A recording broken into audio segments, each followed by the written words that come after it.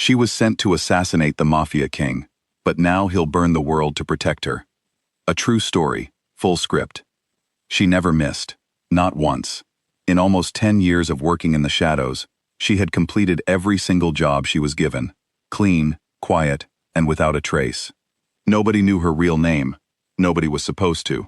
The organization she worked for had stripped that away from her when she was still a child. They gave her a number instead. They gave her a mission instead. And for a long time she told herself that was enough. Her name, the one she used on this particular night, was Katya. That is not what she was born with, but it is the only name that matters for this story. She was 27 years old. She had dark hair she kept pulled back tight, and she had eyes that people described as calm, in a way that made them uncomfortable. Because they were not the eyes of someone relaxed, they were the eyes of someone who had already decided what was going to happen before it did. The job was straightforward, at least, that is what they told her. Fly into Vienna, attend a private gala hosted by a man named Aleksei Volkov. Aleksei Volkov was known publicly as a shipping businessman. Privately, he was something else entirely, the kind of man who had built an empire not through talent or hard work, but through ruthlessness, through fear, and through knowing exactly what buttons to push with exactly the right people. He was 44 years old, well-dressed, well-spoken, and according to the intelligence file sitting in front of Katya in her hotel room that evening, he was 3 days away from completing a deal that would allow him to move money, dirty money, billions of it, through a channel that 3 different governments had been quietly trying to shut down for 5 years. The organization she worked for wanted him gone before that deal closed, so they sent Katya. She had read the file twice. She had memorized the layout of the venue, the security rotation, and the 2 windows of opportunity where Volkov would be alone, once near the East Corridor at 9:45, and once on the private terrace at 11 o'clock. She had her exit routes mapped. She had her cover story memorized. She had done this dozens of times before. There was nothing unusual about this assignment, nothing that made her pause, except one thing. The file on Aleksei Volkov was thin, unusually thin. For a man of his supposed influence, there was almost no detail, no known associates listed by name, no financial trails, no photographs taken in the last 18 months, just a physical description, an event schedule, and a single line at the bottom of the last page that she read 3 times before setting the file down. Subject is considered highly aware of surveillance. Approach must be direct. She told herself it did not matter. She got dressed, pinned her hair, put on the kind of dress that makes people look at you and assume money, and she walked into the gala like she belonged there. The room was exactly what she expected. Chandeliers. String quartet in the corner. Men in suits, talking in low voices about things that would never appear in any newspaper. She moved through the crowd slowly, reading the room the way she had been taught, not looking for danger, but for patterns. Who was standing where? Who kept checking the door? Who was pretending to drink without actually drinking? That is when she noticed him. He was standing near the far wall, slightly apart from the group around him, holding a glass of water. He was not what she had expected from the file. The description had said, average height, gray at the temples, forgettable face. What she was looking at was not forgettable. He was watching the room with the same quiet, calculating attention that she was. And then, before she had fully registered what was happening, his eyes moved directly to her, not near her, not past her, at her. And he did not look away. Most people, when they accidentally make eye contact with a stranger, look away after half a second. It is just what people do. He did not. He held her gaze for a long, steady moment, and then, slowly, deliberately, he raised his glass toward her, the way you might acknowledge someone you have been expecting. Something shifted in Katya's chest. Not fear. She did not really feel fear anymore, but something close to it. Something that told her the room had changed shape without her noticing. She looked away first. She moved toward the bar, ordered something she had no intention of drinking, and spent the next 40 minutes recalibrating. She watched him from a distance.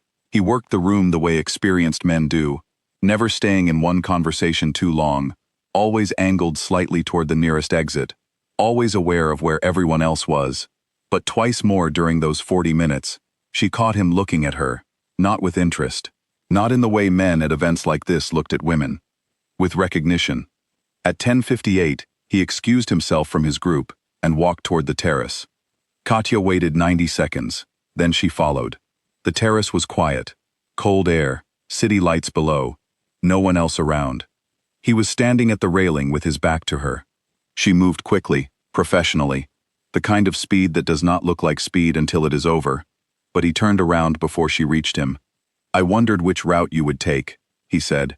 His voice was calm, not the calm of someone trying to hide fear, just calm, like they were continuing a conversation that had already been going on for a while.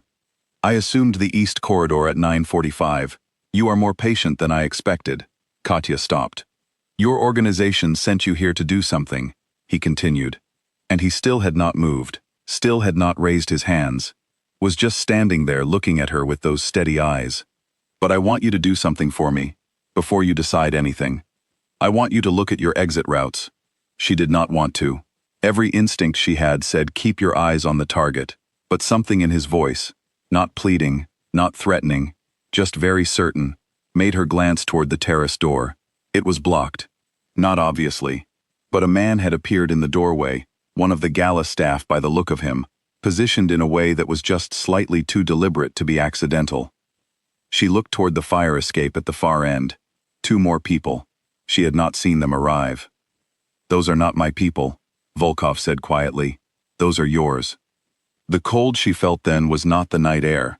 He talked for 20 minutes. She listened, because she had nowhere to go, and because something in the way he was speaking did not feel like a trap, or rather, it felt like a trap she was already inside, and he was standing in it with her, which made no sense unless he was telling the truth. He had known about the contract for 3 weeks. His people had intercepted the communication through a contact inside the organization's logistics chain. He had been expecting an operative at this event.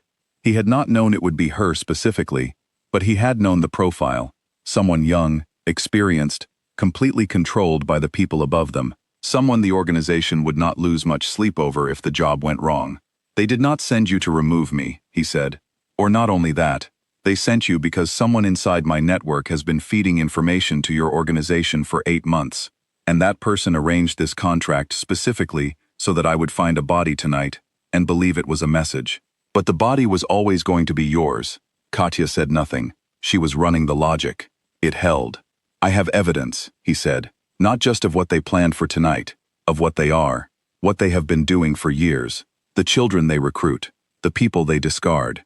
I have been building a file on your organization for 2 years because they have been a problem for mine, and now I think they have become a bigger problem for you." He reached into his jacket slowly, watching her hands the entire time, and produced a folded document. He held it out to her. She took it. It took her less than 2 minutes to read. By the end of the first page, her hands were not quite steady. By the end of the second, she understood that almost nothing she had been told about her own past, about how she had come to work for these people, about the choices she had made, about what she owed them, was true. It had all been constructed, carefully, patiently, over years. The way you build a wall around someone so slowly, they never notice they are inside it. "What do you want?" she asked. Her voice came out flat. She was grateful for that. "The name of the person inside my organization who arranged this," he said. "You will not know it directly, but you know your handlers, and I believe one of them has been in contact with my network. Help me identify who, and I will deal with the rest." "And then what?" "And then," he said, "you will have 72 hours before your organization sends someone to confirm you are dead. We use those 72 hours to make sure that when they come looking, there is nothing left to find." She looked at him for a long time. "You are a criminal," she said. "Yes," he agreed. "And you are asking me to trust you."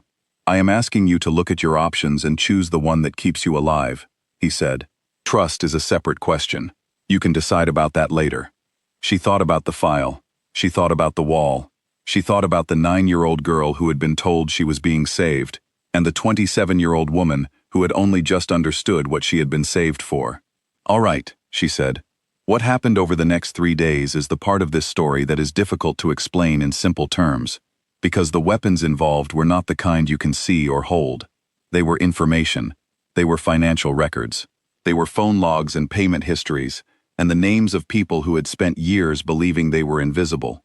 Aleksei Volkov, the man who was supposed to be Katya's target, spent those 72 hours making calls. He burned through alliances he had built over decades. He handed over information about himself, information that could have been used against him, in exchange for cooperation from 3 separate intelligence agencies who had each been building cases against the organization that had employed Katya since she was a child. He did not do this quietly. He did not do this carefully. He did it the way a man does something when he has decided that the cost does not matter anymore, which is the only way some things actually get done. Every operative sent to find Katya in those 72 hours was intercepted before they got close. Not harmed, just stopped, redirected, made aware that the situation had changed. The organization collapsed in pieces over the following weeks. 17 people were arrested across 4 countries. Financial accounts were frozen. Safe houses were identified and closed. The network that had existed in the dark for over 20 years was dragged, piece by piece, into the light. Katya testified for 11 days. Her identity was sealed. Her testimony was never made public. The judge who oversaw the proceedings later described it, in a private letter that only became known years afterward, as the most precise and detailed account of systematic criminal control he had encountered in 30 years on the bench. The official records show that Aleksei Volkov was never charged in connection with the events of that night.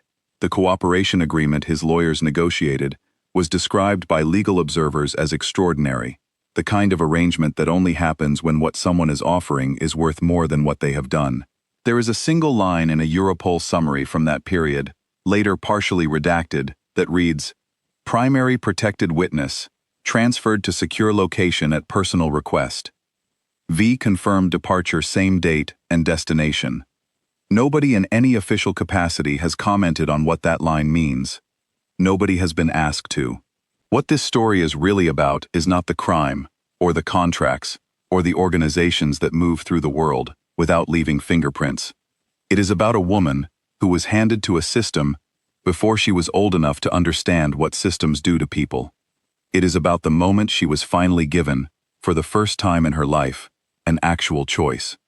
And it is about a man who, whatever else he was, whatever else he had done, looked at her situation and decided that burning down his own carefully constructed world was a fair price for giving her a way out of hers. She was sent to end him. He chose instead to end everything that had ever been used against her. Some missions do not finish the way they were planned, and sometimes the most dangerous person in the room turns out not to be the one holding the weapon, but the one who decides, quietly and without announcement, that they are willing to lose everything to protect someone who was never supposed to matter.